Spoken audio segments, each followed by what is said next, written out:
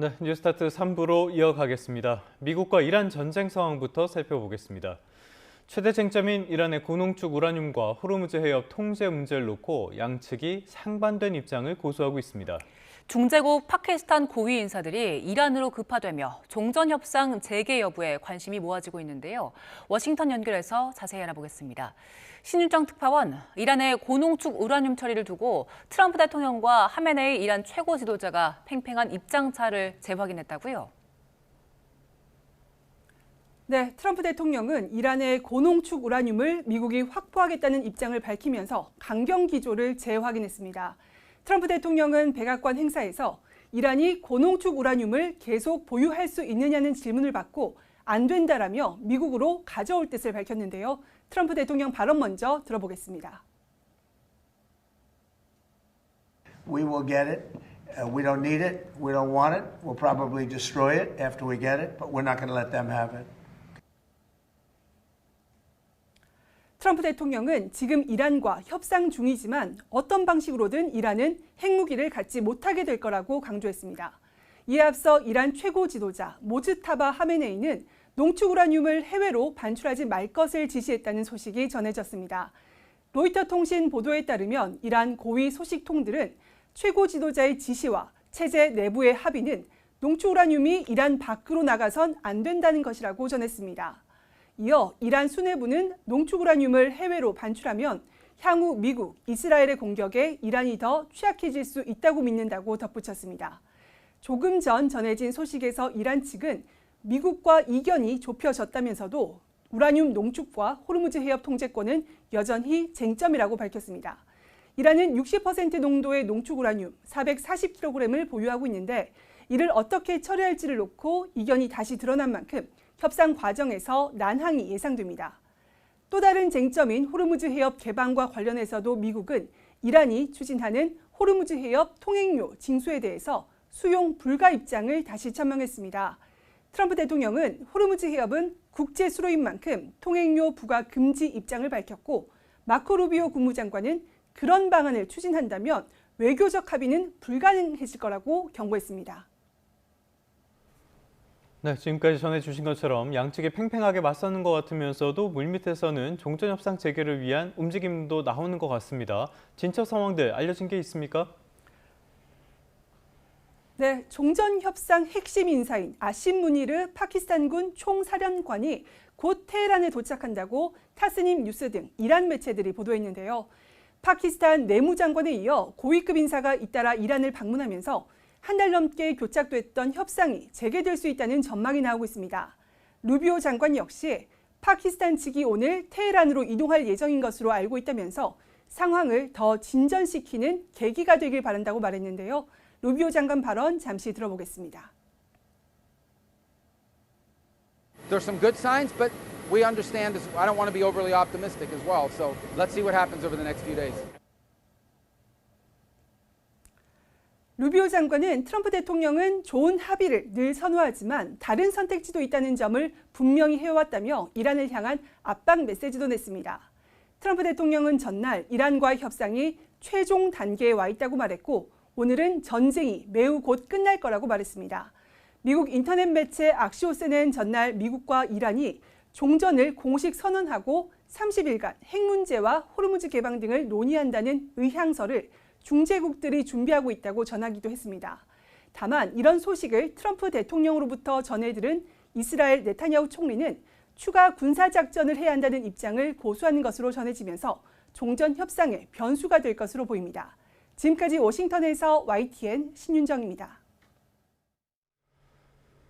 이란 전쟁 이후 미국 경제의 양극화가 더 심해진 것으로 나타났습니다. 미국 최대 유통업체인 월마트도 비용 급등이란 전쟁의 후폭풍을 피해가지 못했습니다. 뉴욕에서 이승윤 특파원입니다. 미국 최대 유통업체인 월마트도 이란 전쟁발 고유가의 악몽을 피해가지 못했습니다.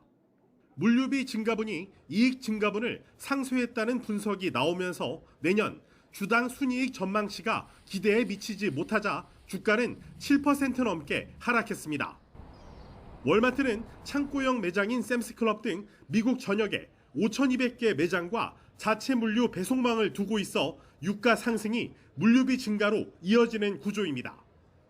1분기 매출은 1년 전보다 7.3% 늘었지만 지갑이 얇아진 중산층 이상 소비자들이 저렴한 상품을 찾아 월마트로 온 불황형 호조입니다. Here in the U.S., they're telling us they're feeling some pressure and they're looking to Walmart for value. We're continuing to invest in prices, extending the rollbacks we started in. 미국 경제의 핵심인 서비스업의 경기 둔화는 이제 월마트 같은 대기업을 넘어 업계 전반으로 확산하고 있습니다. S&P 글로벌이 중소, 중견기업을 위주로 조사한 5월 미국의 서비스업 구매 관리자 지수 PMI는 50.9로 전월은 물론 전망치보다 낮았습니다. PMI는 정부 통계보다 최소 한두 달 먼저 경기를 예측할 수 있는 나침반 역할을 합니다.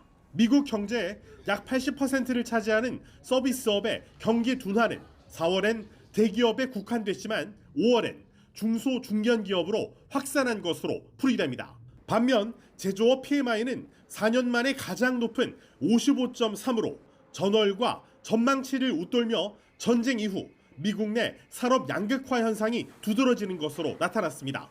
다만 S&P 글로벌은 제조업 PMI가 물가 상승과 공급 차질을 우려한 고객사들의 선제적 재고 축적을 반영했다고 짚어 제조업 PMI 상승 역시 불황형 호조라는 분석이 나오고 있습니다. 뉴욕에서 YTN 이승윤입니다.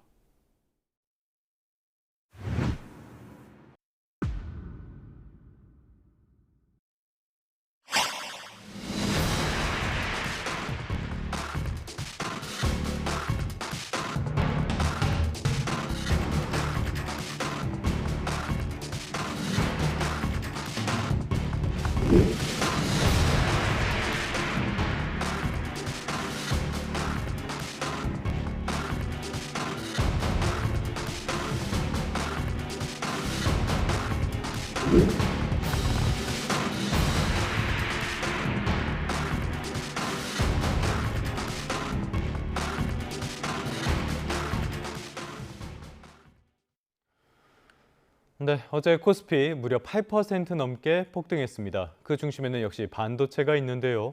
이면에는 극단적인 쏠림 현상과 비투도 있습니다.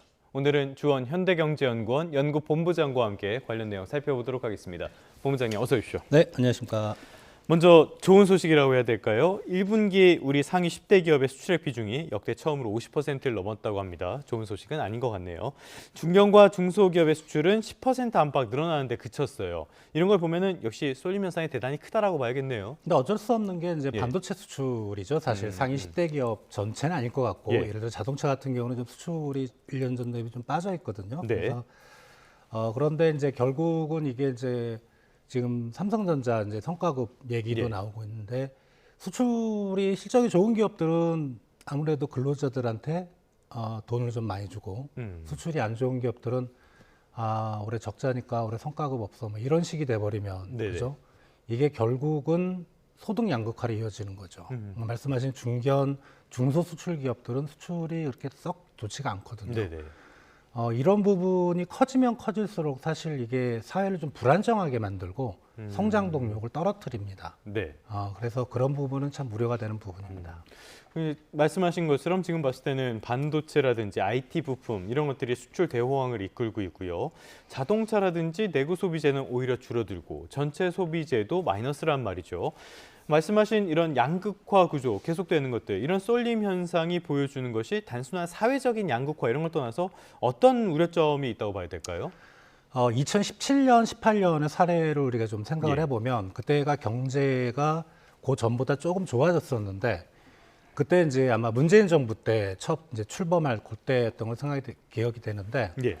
그때 사회적으로 대두됐던 화제가 고용 없는 성장이었습니다. 왜 성장이 좋았냐면 그때가 반도체 슈퍼사이클이었어요. 예. 근데 다른 쪽은 좋지가 않았고 근데 반도체 산업의 그 취업 유발 계수라고 그러죠. 그러니까 취업 유발 계수라는 거는 반도체 산업 내 고용뿐만 아니고 네. 반도체에 납품하는 예를 들어 이제 그런 전반적인 경제 전체의 고용 취업 유발 계수가 10억 원당 한 2명밖에 안 돼요. 아, 굉장히 근데 작네요. 예, 제조업은 6명, 뭐 자동차 조성 같은 경우는 5, 6명, 하면 7명까지 올라가거든요. 건설은 어떻습니까? 더 큽니까? 건설은 훨씬 더 크죠. 예. 예.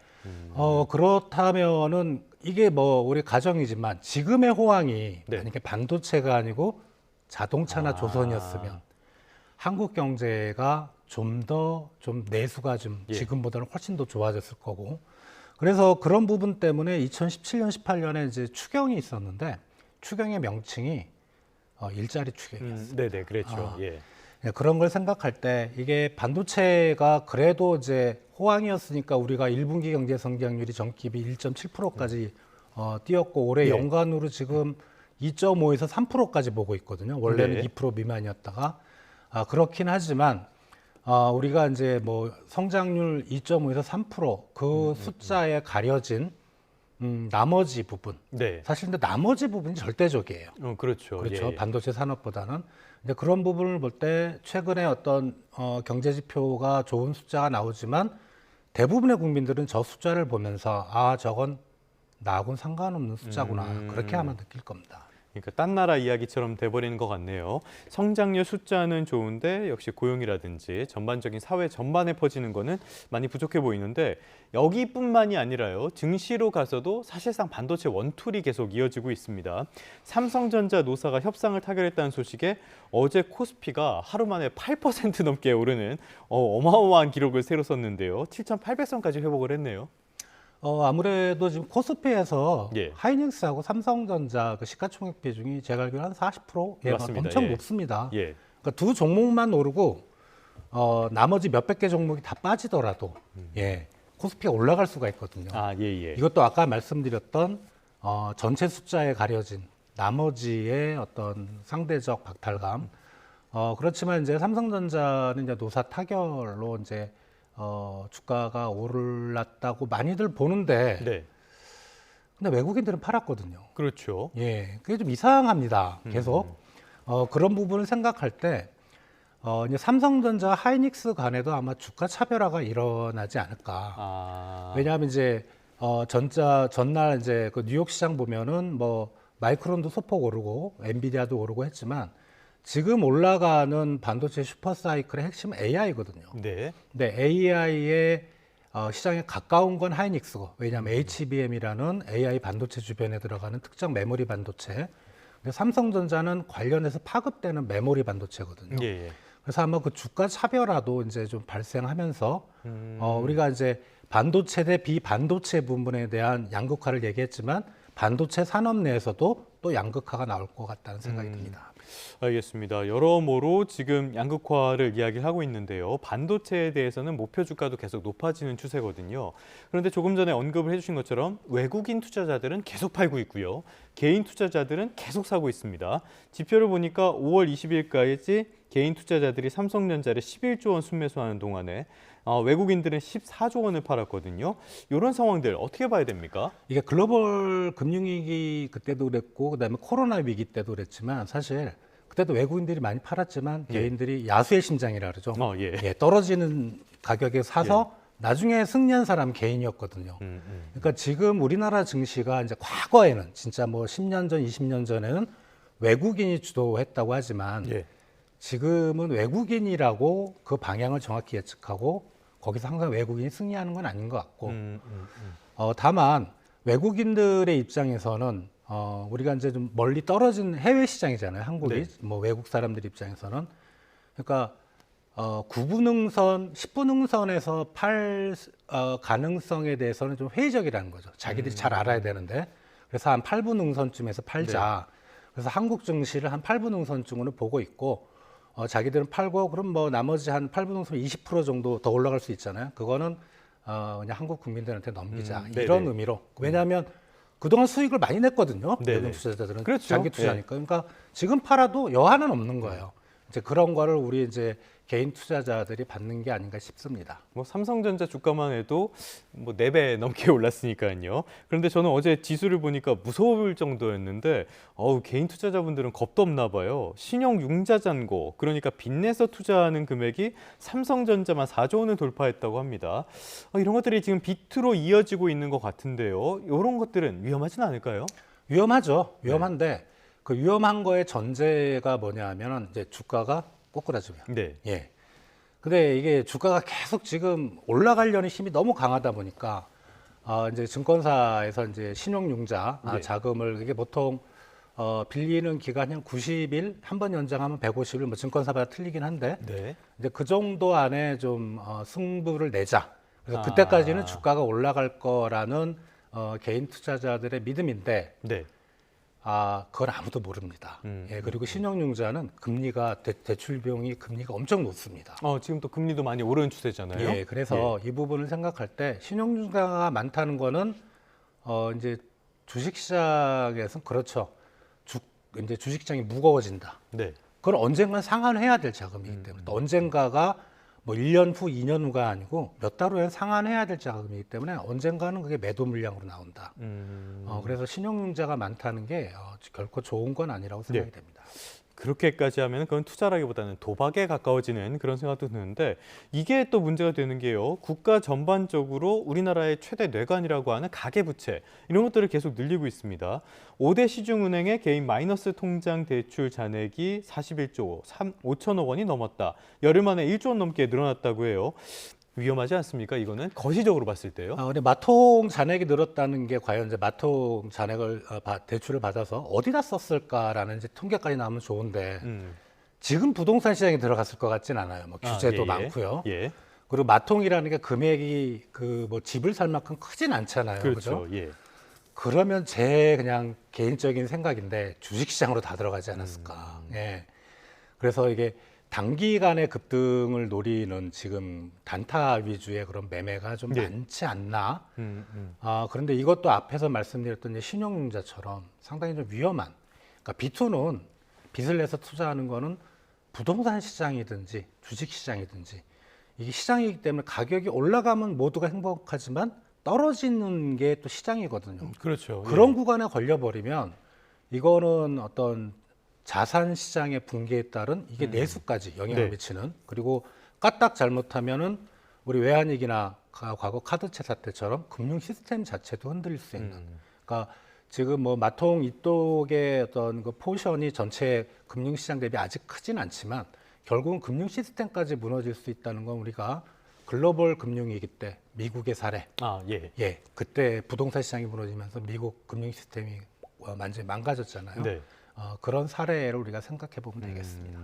정부에서도 이제 슬슬 B2를 경고하는 목소리가 나오니까요. 좀 늦긴 했지만은 너무 과감한 그런 것들은 조금 지양할 필요는 있어 보입니다. 조금 전에 부동산 시장에 대해서 말씀을 해주셨는데요. 이런 금액들이 부동산 시장으로 다 흘러가는 것 같지는 않지만은 이거랑은 별개로 또 부동산 시장이 굉장히 뜨거운 모습이 관측이 됩니다. 어제 주간 아파트 가격 동향 한국부동산원에서 자료가 나왔는데요. 서울 아파트값 오름폭이 0.31% 3주 연속으로 커졌습니다. 이게 양도소득세 중과를 이야기했던 올해 초 이전으로 돌아가 버렸어요, 그냥. 예. 그게 이제 그때도 많은 전문가들이 그랬어요. 이제 그 양도세 중과 그 종료 시점 끝나면은 이제 부동산 시장이 오히려 올라갈 수 있다. 네. 그 전엔 불안 심리고 상황이 어떻게 될지 모르니까 숨죽였다가 올라갈 수 있다는 거거든요. 그러니까 부동산 시장은 서울만 이제 서울을 말씀하셨는데 서울은 이게 좀 심각합니다. 왜냐하면은 기본적으로 공급이 안 되고 있어요. 예. 그러다 보니까 이거는 뭐 시장 원리에 따라 저는 개인적으로 정부가 아무리 규제를 해도 이게 올라가는 흐름, 이게 속도의 문제일 뿐이지 올라가는 흐름은 변하지는 않을 것 같다 그런 생각입니다. 속도의 문제 말씀해 주셨는데 지금 속도도 굉장히 빠르거든요. 강남은 좀 잡히나 싶었는데 다시 오르고 있고요. 강남 외에 약간 외곽 지역들을 보면은 오름폭이 굉장히 가파릅니다. 이건 어떻게 봐야 됩니까? 부동산 시장에 이제 가격이 올라갈 때 항상 그렇거든요. 먼저 강남이 올랐다가 그러면 이제 강남이 오르면 정부가 그때 규제를 때리거든요. 그 다음에 이제 주변 강북이라든가 뭐 서울 주변 지역 그렇게 오르고. 그러면 정부가 또 그쪽에도 규제를 때릴 거거든요. 부동산 시장을 오래 투자하신 분들은 잘 알고 있는 것 같아요. 전 잘 모르는데 규제를 때는 뭘로 가냐? 그 외곽의 경기지요. 이게 점점점 그렇게 가요. 어제 보니까 광명이 어마어마하게 올랐더라고요. 그러니까 뭐 그거는 왜냐하면 이제 그동안 좀 서울에 비해서 상대적으로 덜 올랐다는 그런 의미도 있고 그런 걸 생각할 때는 이게 과거에도 이제 부동산 시장을 잡겠다고 많은 정부는 노력했는데 그 딱 떠오르는 용어가 이제 풍선 효과입니다. 예. 그러니까 규제를 우리나라 전국에 대해서 다 때릴 수는 없거든요. 정부가 이렇게 때리다 보면 점점점 이게 오히려 범위가 좀 커지고 더 커지는 네. 그런 모양새가 있습니다.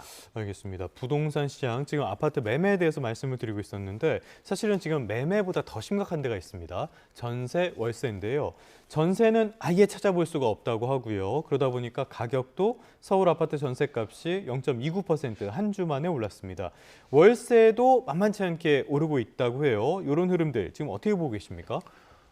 이제 뭐 저희 개인적인 있는 제 친구 하나가 이제 예. 저 홍제동 쪽에 이제 그쪽에 전세를 좀 들어갈 일이 있어서 예. 그 넓은 그 아파트 몇 단지는 안 되는데 예. 아파트들이 최근에 많이 들어섰는데 전세 물량이 하나도 없대요. 예, 그런데 요즘 많다 그러더라고요. 그 뭐 완전히 지금 난리가 난 거죠. 이제 그런 걸 생각할 때 그리고 실제로 서울 전세 물량 통계로도 보면은 많이 줄었어요. 뭐 올해 초에 서울 전체적으로 한 22,000건 전세 물량이 있었는데 지금은 한 17,000건. 예. 네. 지금 벌써 이제 한 5월 정도밖에 안 되는데 그렇게 줄어버렸거든요. 그런 걸 생각할 때는 이 전세 물량, 월세 물량이 없고 이게 결국은 서울에 그 주택 공급이 막혀 있다 보니까 이 가격은 오를 수밖에 없습니다. 네. 근데 가격의 문제가 아니고 말씀하신 대로 서울에 지금 전월세를 들어갈 수가 없어요. 네. 예. 뭐 여러 가지 규제도 있고 물량도 없지만 그러면 이제 서울 주변 지역 말씀하셨던 뭐 광명도 있고 또 이제 그 삼성전자 그 성과급 얘기가 나오면 사람들이 이제 회자되는 게 반도체 벨트의 부동산 시장은 폭등하겠구나. 예. 왜냐하면 이제 그 삼성전자 성과급 뭐 6억 제가 예. 듣기로는 근데 세금이 엄청 많더라고요 생각보다. 네. 근데 맞벌이 부부면은 그쪽에 아파트 살 수 있어요. 실제로 지금 통근버스가 오가는 곳의 가격은 빠르게 오르고 있다고 하더라고요. 예. 그렇다면은 이제 이게 그쪽에 오히려 부동산 시장이 버블 형성하면서 급등할 가능성. 예. 근데 그 사람들만 생각하는 게 아니고 주변의 사람들이 이제 서울이 규제 때문에 묶였고 우리가 투자할 수 있는 또는 투기할 수 있는 데는 거기밖에 없다. 이렇게 갈 수가 네. 있습니다. 네. 알겠습니다. 지금 그래서 많은 분들이 얘기하는 게 대체 정부에서 임대차 대책을 안 내놓고 있는 게 도저히 이해할 수 없다라는 이야기들 많이 하고 있거든요. 지금 상황 거의 총체적인 난국으로 보이는데 앞으로도 집값의 상승 압력 같은 거 더 커지게 되는 거 아닙니까? 당연히 왜냐하면 공급이 딸리면은요 서울을 중심으로 해서 이제 수도권 쪽 공급이 딸리게 되면 집값은 오르게 돼 있는데 이게 답이 없습니다. 결국은 이제 시장 예. 원리에 따라서 공급이 빨리 늘어야 되는데 이 아파트 짓고 이제 아파트 짓기 전에 주택 부지를 이제 공급하는 게 그게 단기간에 끝날 일이 아니거든요. 네. 이제 그런 걸 생각할 때는 사실상 앞으로 한 최소 2, 3년은 이런 추세가 이어지지 않을까 그렇게 생각이 됩니다. 알겠습니다. 일단은 임대차 대책부터 좀 고민을 해봐야 될 시점이 아닌가 싶습니다. 지금까지 주원 현대경제연구원 연구본부장과 함께 다양한 경제 이슈들 진단해봤습니다. 오늘 말씀 고맙습니다.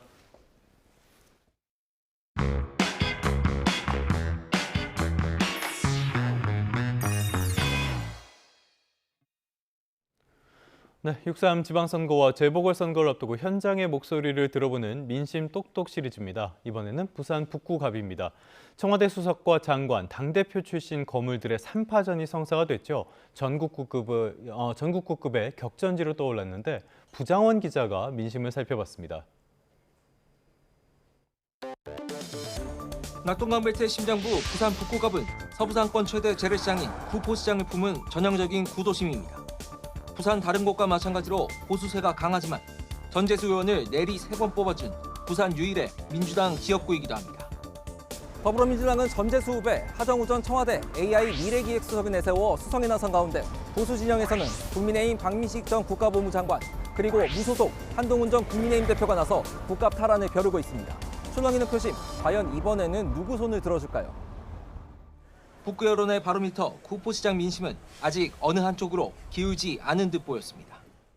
이재명 대통령도 좋고 하정우 전 수석이 AR 이제 거기에 비어있고 이러니까 여기는 북구에는 박민식밖에 없어요. 제가 볼 적에는 그 북구에 놓은 사람 찍어줘야 북구에서 일을 할 수 있는 건데 지금 선거철이니까 선거 유세를 다니시잖아요. 근데 이제 실질적으로 들어주는 사람은 그분밖에 없었다. 한동훈 후보밖에 없었다.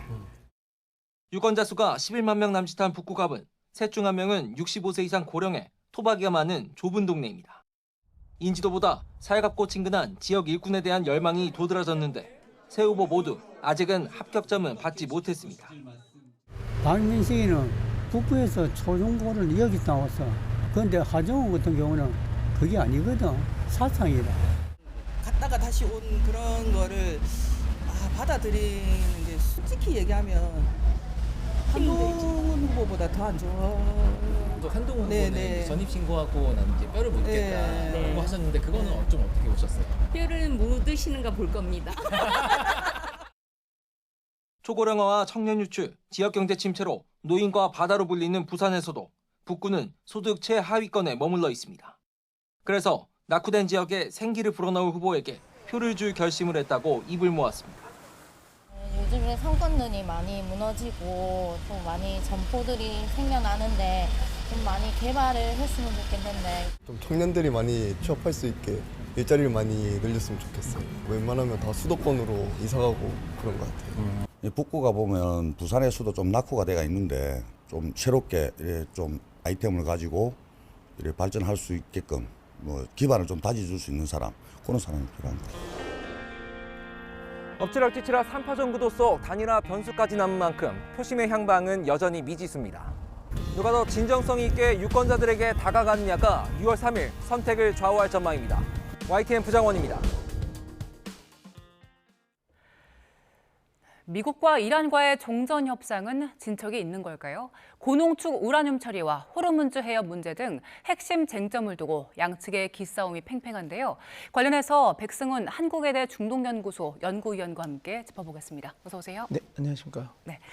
트럼프 대통령이 분명 협상이 막바지라고 했는데 농축 우라늄 문제 같은 걸 보면 평행선이 아니라 점점 더 어려워지고 있는 상황인 것 같아요. 모주타바 하메네이 최고 지도자가 농축 우라늄 이거 이란에서 해외로 반출 안 된다 이렇게 지시했다는 보도도 나왔더라고요. 네, 맞습니다. 지금 말씀해 주신 것처럼 지금 미국과 그 이란의 협상에서 지금 가장 큰 병목이 지금 되고 있는 부분이 이 지금 말씀하신 농축 우라늄, 그러니까 60% 농축 우라늄 440kg의 처리 문제거든요. 예. 그래서 뭐 희석을 어떻게 정도 하느냐라는 것은 큰 문제가 아니고 어느 정도 합의가 된 것으로 보이는데 이 440kg의 그 60% 농축 우라늄을 희석시킨 후에 어떻게 할 것인가, 그러니까 반출을 다 할 것인가 아니면 안 할 것인가, 그리고 반출을 한다면 어느 국가로 할 것인가, 그런 것들의 문제가 계속 첨예하게 대립을 했었는데 지금 양측에 어느 정도 의견이 다 정리돼서 나온 걸로 보입니다. 그래서 모주타바 이란 측에서는 우리 농축 우라늄을 반출은 없다라고 얘기를 한 상황이고, 그러니까 표면적이긴 합니다. 예. 그리고 이제 미국 입장에서는 당연히 그 주장은 받아들일 수 없는 안으로 지금 말씀하신 대로 지금 상충하고 있죠. 그 전쟁 전까지만 해도 이란 쪽에서 해외 반출에 대해서 어느 정도 좀 양보하는 입장이 나오기도 했었잖아요, 러시아 쪽으로.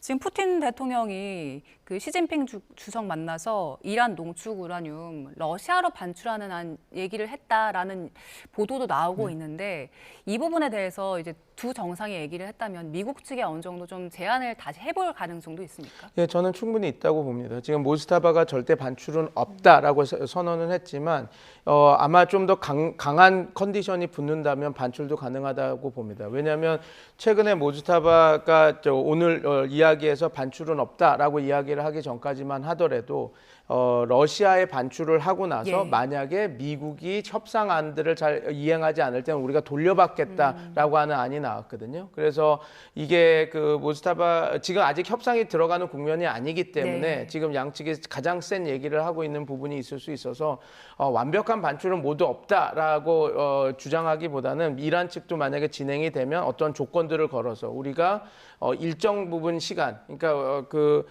서로의 신뢰가 구축될 수 있는 시간까지는 반출을 했다가 신뢰가 구축되고 나면 일정 부분은 돌려받겠다. 뭐 그런 식의 협상도 가능할 수 있는 부분이 있어서 반출 자체가 지금 다 이야기 논의가 되지 않는다, 절대 없다라고 보기에는 지금 저희가 조금 더 지켜봐야 되는 상황인 것은 분명하긴 합니다. 박사님 지금 짚어주신 지점은 이제 이란 입장인 거고 트럼프 대통령 입장에서 봤을 때는 그 어느 정도 좀 보여주는 가시적인 성과가 중요한 상황인 거잖아요. 트럼프 대통령은 곧 이거 미국으로 가져오겠다, 그래서 파괴하겠다라고 얘기를 한 상황인데 그렇다면 트럼프 대통령은 지금 상황에서 단계적으로 어떻게 움직일 수 있습니까? 지금 저는 이렇게 지금 보고 있습니다. 만약에 트럼프 대통령이 이란의 핵 능력을 약화시키는 쪽으로 한다고 한다면 꼭 미국으로의 반출이 아니더라도 가능한 부분이 있거든요. 그러니까 그러니까 러시아로서의 반출도 이란의 핵 능력을 상당히 저하시키는 겁니다. 60%의 농축 우라늄을 3.5%로 줄이고 일시적으로 뭐 우리의 신뢰가 구축할 때까지는 농축 우라늄을 빼놓겠다라고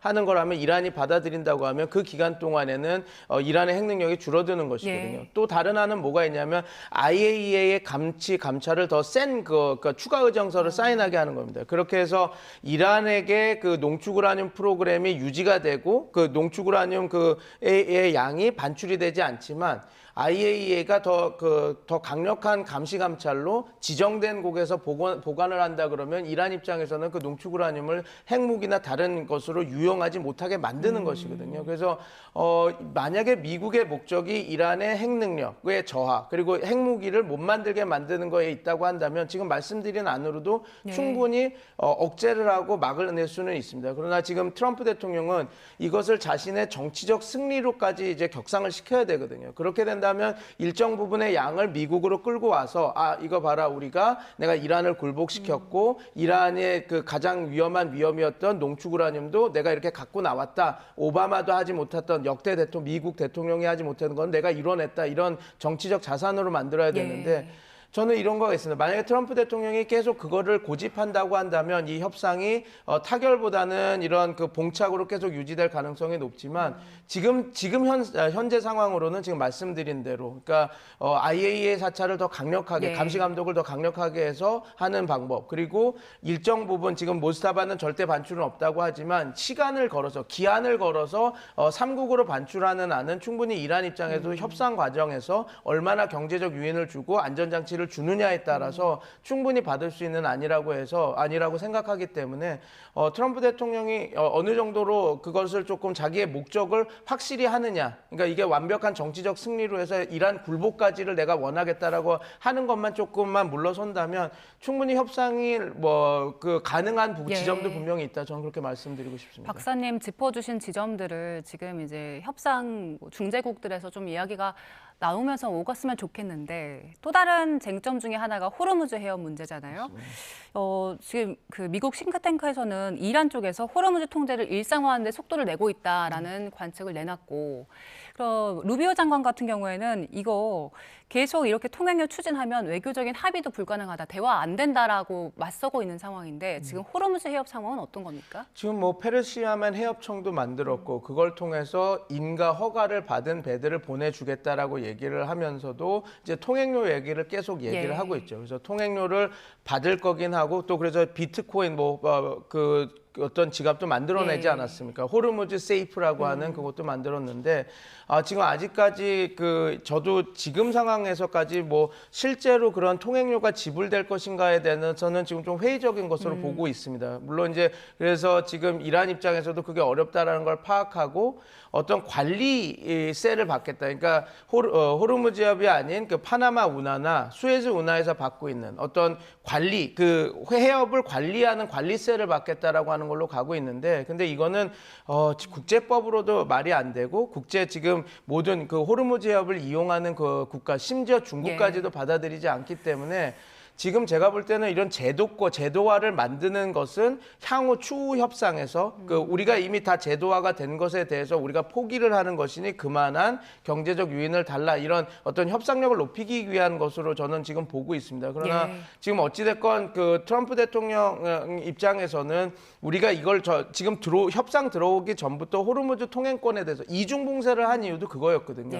호르무즈 해협에 대한 통제권을 갖고 우리가 경제적 유인을 그거에 의해서 주지 않겠다라는 걸 하기 위해서 호르무즈 해협 통제권은 내가 가지고 있어라는 걸 보여주기 위해서 이중봉쇄를 하고 이렇게 했던 것이라서 지금 양측이 또 이 부분에서 가장 첨예하게 대립하고 있는데 저는 이 부분은 이렇게 보고 있습니다. 어찌됐건 이란 입장에서는 호르무즈 해협에 관련한 이런 자기네들이 여기에 대한 영향력을 행사할 수 있다라는 것 자체가 이번에도 밝혀진 것처럼 억제력이 가장 높은 자기네들의 카드라고 지금 보고 있거든요. 그래서 이란이 이걸 놓기는 쉽지는 않으나 경제적 유인을 어느 정도로 생각하고 이렇게 가느냐에 따라서, 그리고 국제 해협에 지금 우리가 연합 함대나 이런 것들 다자주의 플랫폼을 만들려고 하고 있지 않습니까? 그 안에서 이란이 지금 위협을 느끼는 부분을 어느 정도 조금 지금 미국이 언제든 공격을 할 수 있고, 우리가 공격을 당했을 때 호르무즈 해협 봉쇄권을 갖고 있지 않으면 우리가 그냥 앉은 채로 당할 수밖에 없다라고 하는 그런 부분만 조금 어느 정도 완화시킬 수 있는 것들이 생긴다면, 다자주의 틀이라도요. 예. 그러면 이란 입장에서는 이거를 계속 마냥 우리가 계속 통제권을 유지할 수 있는 상황은 아닙니다. 왜냐하면 지금은 전시 상황이고 예. 협상이 진행되지 않기 때문에 지금 이란이 이렇게 강력하게 주장을 할 수 있지만, 종전이 되고 나면 이란 입장에서도 중국을 비롯한 세계 각국의 압박 때문에 이걸 계속해서 이걸 유지하기는 쉬운 구도는 아니라서 이것이 그 호르무즈 해협청을 만들어서 이런 통제권을 계속 가져가는 것은 향후 어떻게 될지는 지금 종전이 되고 나서를 좀 지켜봐야 될 것 같습니다. 네, 이란도 이제 그 전쟁 이후에 국제사회 시선을 고려 안 할 수가 없을 것 같은데, 지금 짚어본 것들은 이제 표면상으로는 사실 진전이 없어 보이는 모습이거든요. 그런데 지금 물밑 협상이 진행 중인 정황도 포착이 되고 있습니다. 파키스탄 고위급 인사들이 이란에 자주 왔다 갔다 하는 모습도 보이고 있고요. 트럼프 대통령과 네타냐후 총리가 통화를 했는데, 네타냐후 총리가 통화를 끊고 나서 불같이 화를 냈다, 이런 보도까지 나왔더라고요. 이게 어쨌든 트럼프 대통령은 전쟁을 끝내고 싶어하고 네타냐후 총리는 전쟁 다시 해서 이란에 조금 더 타격을 주고 싶어하고 이런 상황인 거잖아요. 두 가지가 있습니다. 지금 타격을 주고 싶은 것도 있지만 이상한 나쁜 협상을 하면 안 된다라는 게 이스라엘의 입장입니다. 나쁜 협상. 이게 뭐냐면, 지금 트럼프 대통령은 어찌됐건 이게 지금 이게 한 번에 해결되지를 못하니 급한 불은 끄고 좀 협상이 장기화되더라도 협상을 이어가면서 이게 문제를 풀어가자라는 쪽인데, 이스라엘 네타냐후 총리 입장에서는 그렇게 풀면 안 된다라는 입장입니다. 그러니까 기존에 트럼프 대통령이 지금 얘기하는 선결 조건을 거는 거죠. 예. 협상을 원한다면 우리가 이런 것들을 줄 수 있는데, 그걸 원한다면 너네들이 미사일 관련한 것도 포기를 해야 되고, 그다음에 그 프록시 대리전 세력들에게 지원하고 이런 것들도 다 중단해야 되고, 핵도 다 포기하고 농축 우라늄 프로그램을 폐기해야지 된다라는 것을 먼저 프리컨디션으로 앞에 선결 조건으로 지금 얘기를 하고 그걸 압박하기를 원하는데, 지금 그것이 먹히지가 않고 있는 상황이고 이란도 받아들일 수 없고, 만약에 이란이 받아들이지 않았을 때 미국이 그걸 강제할 수 있는 지금 여건들도 안 되고 있는 상태거든요. 그러니까 지금 트럼프 대통령은 어찌됐건 종전이나 먼저 타결할 수 있는 걸 하고 협상을 진행하자. MOU도 어찌됐건 20일에서 30일 동안 기한을 더 벌어서 협상을 진행하면서 계속 연장하려고 하는 그런 양해각서지 않았습니까? 이스라엘은 이거 자체를 원치를 않은 겁니다. 왜냐하면 그 과정에서 이란이 충분히 시간을 벌어서 자기네들의 원하는 대로 이 사안을 끌어갈 수도 있는 상황이기 때문에 네타냐후 총리 입장에서는 그 선결 조건으로 먼저 받아야 된다라고 얘기하는데, 이게 근데 여러 가지 문제점이 있습니다. 왜냐하면 트럼프 대통령이 이스라엘이 미워서 그걸 안 해주는 게 아니라 국제법으로도 그렇게 될 수 있지 않는 부분이 많거든요. 예를 들어서 그 미사일, 탄도미사일을 상당수 킬로수를 제한하고 싶은데, 이란의 그 미사일 전력을요. 그러나 이스라엘은 이미 제리코 미사일이라고 이란을 타격할 수 있는 수단을 다 갖고 있습니다. 그리고 NPT 체제도 그렇고 IAEA도 그렇고 이스라엘은 그 체제 안에 들어와 있지도 않거든요. 그럼에도 불구하고 이란이 나름대로 자기네들이 가지고 있을 수 있는 핵 주권, 농축 우라늄 프로그램을 갖겠다라는 것도 못 갖게 한다라는 거, 그리고 포기를 해야지 된다라고 주장하는 게, 이게 어떻게 보면 그 더블 스탠다드, 말이 안 되는 거기 때문에 지금 트럼프 대통령 입장도 이스라엘 편을 들어주고 싶지만 어떤 법적인 근거들이나 이런 것들이 너무 얕기 때문에 트럼프 대통령은 이렇게 단계적 협상을 할 수밖에 없다라는 이야기인데, 이스라엘 측에서는 계속 자기네들이 이야기하는 이렇게 단계적으로 하면 안 되고, 이산 협상이 들어가기 전에 받을 수 있는 걸 다 받아야지 된다. 그렇지 않으면 이란은 믿을 수 없다. 그게 이제 가장 크게 미국과 이스라엘이 충돌하는 부분이라고 보시면 될 것 같습니다. 그 이스라엘이 우려하는 부분, 대화가 진행되는 동안, 협상 진행되는 동안 이란이 그 군사력 회복하는 부분에 대해서 걱정을 하고 있는데, 그 미 정부 당국이 분석한 내용을 보니까 그 이란 드론 역량 굉장히 빨리 복원이 되고 있고 6개월 안에 완전히 복원될 수 있다 이런 분석까지 내놨더라고요. 이 상황 어떻게 보세요? 그건 사실입니다. 왜냐하면 드론이라고 하는 것이 우리가 그 전쟁 초기에도 얘기가 많이 했지만 사드나 페이트리어트 미사일로 페이트리어트 미사일이나 요격탄으로 그 우리가 그 요격을 하는데 이 미사일이 그 요격 미사일들은 거의 60억, 40억 그 비용이 센 반면에 이란의 드론 같은 경우는 제일 좋은 드론이 한 3천만 원, 4천만 원 수준이고 그거보다 더 싼 드론도 많거든요. 그리고 이런 드론들이 지금 이제 비대칭 전력, 다시 말씀드린다면 이란이 왜 이런 드론 전력이나 탄도 미사일에 집중을 하냐면 그런 재래식 전력으로는 도저히 이스라엘이나 미국과 견줄 수가 없으니 값싼 무기, 그렇지만 효과는 극대화할 수 있는 그런 것들로 이제 공격을 했거든요. 그래서 다시 돌아가서 말씀드린다면 이게 그냥 간단한 부품으로도 만들 수 있는 거기 때문에 그리고 이거 드론을 날릴 때 그런 엄청난 좋은 발사대가 필요한 것도 아닙니다. 그냥 나무, 어떻게 보면 종이들을 계속 덧대서 한 7m 정도만 발사대만 이렇게 만들어도 그걸 통해서 날리는 그런 것들도 많이 보여줬거든요. 그렇기 때문에 지금 그 미국 정보부에서 나오는 6개월 정도만 지나면 드론 전력에 한해서는 이스라엘이 다 복구할 수 있다라고 하는 것 자체가 거짓말은 아니고 또 심지어 그런 많은 드론 관련한 것들이 이게 그냥 상용으로도 쓸 수 있는 거고 꼭 군사적 목적의 부품은 아니거든요. 그래서 중국을 통해서 많이 받을 수도 있는 부분이 있어서 지금 계속해서 미국이 중국에 대한 압박을 이야기라고 하는 것이 이런 드론이나 그런 거 하지 말아라 이렇게 얘기하고 중국은 우리가 무기를 팔지 않겠다라고 얘기는 했지만 아까 말씀드린 것처럼 드론이라고 하는 것은 꼭 무기나 무기 자산은 아니거든요. 그래서 충분히 들어갈 수 있는 부분이 있어서 지금 미국 정보부가 우려를 하는 6개월 정도만 시간이 있어도 충분히 드론 전력은 이란이 과거에 갖고 있었던 만큼 가질 수 있다는 것은 거짓말은 아닌 어느 정도 일정 부분 사실인 그런 부분이 있다. 그렇게 보시면 될 것 같습니다. 양측의 협상이 아직은 뭐 진전이 없는 꽉 막힌 모습이긴 한데 앞으로 양측에서 또 어떤 입장을 내는지 한번 지켜봐야 될 것 같습니다. 네, 지금까지 백승훈 한국외대 중동연구소 연구위원과 함께했습니다. 고맙습니다. 감사합니다.